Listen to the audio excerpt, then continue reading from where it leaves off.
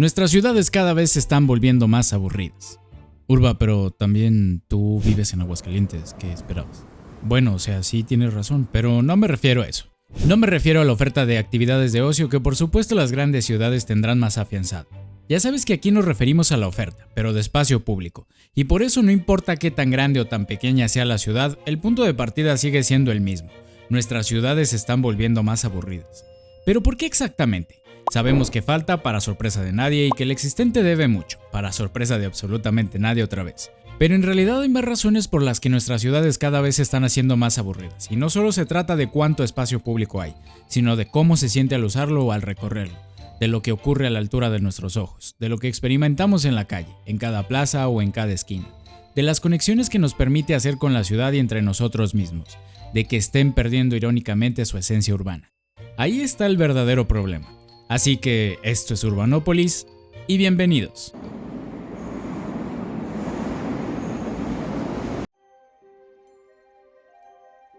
Así como dice esa famosa frase de que la comida entra por los ojos, el espacio público también.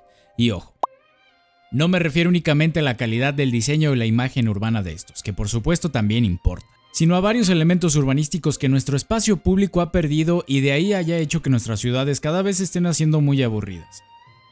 El primero de ellos es lo que el arquitecto y urbanista danés Jan Gehl llama como la ciudad a la altura de los ojos. A lo largo de la historia, el espacio público ha sido ese lugar de encuentro de nuestra sociedad. Desde el norte hasta el sur y desde el este hasta occidente, la gente lo ha utilizado para intercambiar, hacer negocios o espectáculos. Se ha utilizado para hacer procesiones, manifestar el poder o manifestarse en contra de él. Todo a la vista de todos. La llegada del movimiento moderno, sí, siempre lo tenemos que mencionar, o bueno, por lo menos según Gehl, trajo consigo la desaparición gradual del espacio que podía funcionar como ese lugar de encuentro. Desde entonces la ciudad ha sido diseñada para sistematizar las actividades urbanas, aun y cuando hayamos dejado atrás o por lo menos en parte el objetivo puro del movimiento moderno. Las ciudades paradójicamente han rechazado la flexibilidad y complejidad de las actividades y el espacio público, que durante tantos siglos fueron tan fundamentales y que además son el punto de partida de la vida urbana. Esto en parte para Gehl ha sido el culpable de ciudades menos diversas e interesantes, que de nuevo nos llevan al punto de partida. Básicamente nuestras ciudades se fueron haciendo cada vez más aburridas. Y se hicieron más aburridas porque dejaron de lado todo lo interesante que pasaba a la altura de los ojos. Dejaron de lado lo interesante que era caminar por la ciudad. La mezcla de comercios, la diversidad de usos, que tan siquiera hubiera una buena superficie para caminar, o la variedad de edificios, por decir algunos. Pero tal vez lo más importante es que dejaron de lado el espacio público como ese punto de encuentro de la sociedad. Lo que también dejó de lado lo sencillo e interesante que es ver a la gente y crear conexiones. Y es que recordemos que cuando hablamos de espacio público no solo son plazas, grandes parques o jardines, que como siempre hemos dicho por supuesto que importan. Pero es que de hecho el espacio público que mayor importancia tiene en la ciudad y con el que más nos relacionamos diariamente es la calle. Oh no, ahí viene otra vez Urba a quejarse de los coches. Pues esta vez no tan así, o bueno, un poco sí. A final de cuentas, la calle es ese espacio público al que la mayoría podemos acceder más fácilmente, donde se dan una gran cantidad de oportunidades recreativas y sociales y donde ocurre el punto de partida de todo, caminar. Y es que justamente me hace recordar de una imagen que de repente y de vez en cuando vuelve a salir y dice, ¿por qué los niños ya no juegan en las calles? Y bueno, pues porque esta es la calle. O también a la recomendación para salir a caminar como parte de una buena salud mental, que bueno, ¿cómo podremos salir a dar una caminata medianamente decente si de nuevo esta es la calle? La calle como ese espacio público que antiguamente creaba conexión con lo urbano, con la ciudad y que era el medio perfecto para el encuentro y la permanencia de la sociedad, fue uno de los que más ha ido perdiendo importancia y que más ha rechazado la vida urbana. De hecho, las dos anteriores preguntas ya han sido planteadas y se encontró que la calle tenía mucho que ver. Seguramente hayas visto este diagrama, y si no te lo presento, es uno de mis favoritos. Y es que es el resultado de la investigación que Donald Appleyard realizó en 1969 sobre las calles de San Francisco, y que posteriormente fue replicado por Joshua Hart y Graham Parkhurst en Bristol, Inglaterra, en donde encontraron una relación inversa entre el tráfico motorizado y el número de relaciones sociales en un barrio. En pocas palabras, Appleyard, Hart y Parkhurst encontraron que entre más tráfico tuviera una calle, esta se hacía menos atractiva para crear conexiones y por lo tanto conocidos o amigos. Pero no solo eso, porque si pensabas que qué más daría crear conexiones con los vecinos, pues realmente es que los problemas venían en cascada con esto. Las personas que vivían en calles con un alto tráfico y que tenían menos amigos y conocidos era porque la calle, como es espacio público, desalentaba las interacciones y la socialización espontáneas propias de ella, al crear un efecto de barrera que desalentaba a los residentes de uno u otro lado de la acera a interactuar. También las actividades que podían promover esta interacción, como que los niños jugaran afuera o simplemente sentarse afuera de las casas, se hacía menos común por el ambiente incómodo e inseguro que se creaba. No solo eso, el concepto de territorio de las personas como aquel lugar donde se tenía un sentido de pertenencia y responsabilidad se hacía cada vez más pequeño, normalmente solo dentro de la propia casa, lo que en última instancia hacía a los habitantes más aislados y anónimos entre sí, teniendo interacción únicamente con aquellos que vivieran a los lados, disminuyendo el sentido de comunidad y apoyo entre los habitantes. Un buen análisis de partida del por qué nuestras calles son más importantes de lo que actualmente pensamos. Y es que la calle es tan importante que también Jane Jacobs ya nos advertía de ello desde 1961, lo que nos lleva a otro concepto que haya vuelto a nuestras ciudades tan aburridas: la importancia de ojos que miren a la calle. Tranquilo, este concepto no se trata ni tiene nada que ver con Orwell y su novela 1984, pero sí con una de las críticas más prematuras del rechazo de nuestras ciudades al espacio público. Cuando Jane Jacobs escribió Muerte y vida de las grandes ciudades, tal vez poco se imaginaba que 64 años después estaríamos hablando de los mismos problemas.